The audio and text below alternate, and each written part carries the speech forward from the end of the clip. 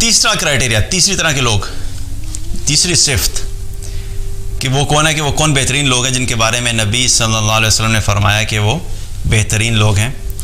एक हदीस में आता है, नबी सल्लल्लाहु अलैहि वसल्लम ने फरमाया, इन्ना मिन खियारिकुम अहसनकुम अखलाकन, तुम में से बेहतरीन वो लोग हैं जो अखलाक में अच्छे हैं, जिनके अखलाक अच्छे हैं। तो नबी सल्लल्लाहु अलैहि वसल्लम क्या बता रहे हैं कि अगर हम चाहते हैं कि हम अल्लाह के नज़दीक बेहतरीन हो तो हमें अपने अखलाक दुरुस्त करने पड़ेंगे, हमें अपने अखलाक अच्छे करने पड़ेंगे। अखलाक अच्छे से क्या मुराद है? इसमें लोगों के साथ बात करने का अंदाज़, कि अच्छे तरीके से बात करना, और अल्फाज का क्या इस्तेमाल होना चाहिए, लोगों के साथ मामला कैसे करना है, अगर किसी के साथ कोई बात करनी है तो बात का तरीका क्या होना चाहिए, अगर कोई डिफरेंस ऑफ ओपिनियन हो गया है, किसी के साथ इख्तलाफ राय है तो उसको कैसे हैंडल करना है। ये सब चीज़ें क्या हैं कि सीखने वाली हैं, कि लोगों के साथ भलाई का मामला करना। अगर किसी ने आपको बुरा भला कह भी दिया तो आपने जवाब में क्या करना है, आपने उसको बुरा भला नहीं कहना।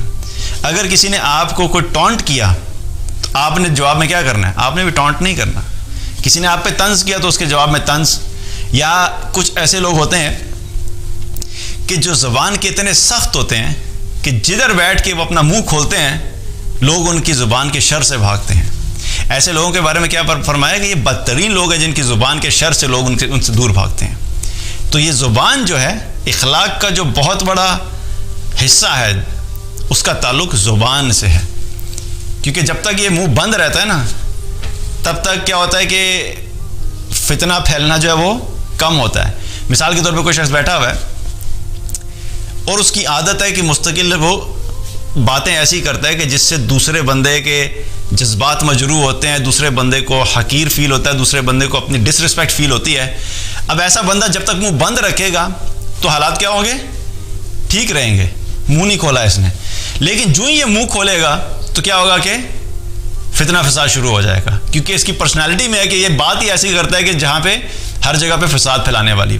तो इसका ताल्लुक क्या है, ज़ुबान से। इसीलिए ज़ुबान को कंट्रोल करना बहुत इंपॉर्टेंट है अपने इखलाक के पॉइंट ऑफ व्यू से।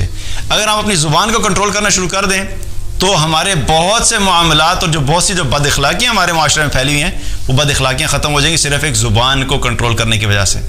और ये जो बाद में जो मामलात मारने मराने पर भी पहुँचते हैं उसकी शुरुआत भी पहले ज़ुबान से ही होती है। ज़ुबान से इख्तलाफ राय हुआ, उसके बाद जज्बाती हो गए, उसने भी चीखना शुरू कर दिया, आपने भी चीखना शुरू कर दिया, और दोनों अपने जज्बात में इतने आगे हैं कि फिर हाथापाई हुई और अल्टीमेटली क्या होती है, बात मारने मराने और कत्ल तक पहुंच जाती है।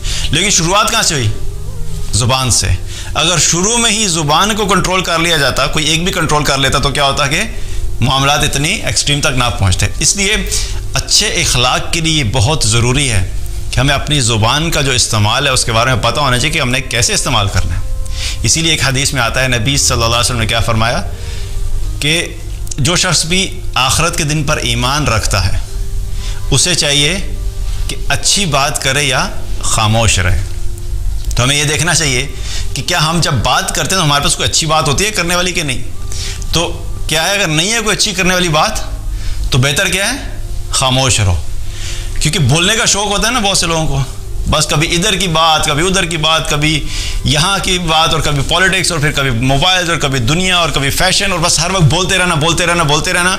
और देखा जाए तो बात के अंदर कोई खैर की बात थी नहीं, बस discussion for the sake of discussion, बस बात करने की वजह से बात किए चले जा रहे हैं। तो तो नबी सल्लल्लाहु अलैहि वसल्लम क्या फरमा रहे हैं कि तुम में से जो शख्स भी आखिरत के दिन पर ईमान रखता है उसे चाहिए कि अच्छी बात करे या खामोश रहे। अगर हम इस असूल को अपनी ज़िंदगी में अप्लाई कर लें तो बहुत सी जो बद इखलाकियाँ वो हमारे माशरे में ख़त्म हो जाएंगी। क्योंकि खैर की बात हमारे पास होती नहीं करने वाली, खैर की बात होगी नहीं, मुंह बंद रहेगा, खामोशी रहेगी, तो क्या होगा कि अगर खैर नहीं फैल रहा तो शर भी नहीं फैलेगा। आइडियली तो क्या है कि खैर की बात हमें करनी चाहिए, हमें सीखनी चाहिए ऐसी बातें कि जब हम बैठ के बात करें तो लोगों में खैर की बात हो। लेकिन अगर नहीं है कोई खैर की बात, कोई बात नहीं, कभी कभी ऐसा होता है नहीं बात होती करने को, तो नहीं है तो खामोश रहें। तो इससे क्या है कि हमें इखलाक को अपने इखलाक को बेहतर करना है। और अच्छे इखलाक का मामला सिर्फ बाहर नहीं है।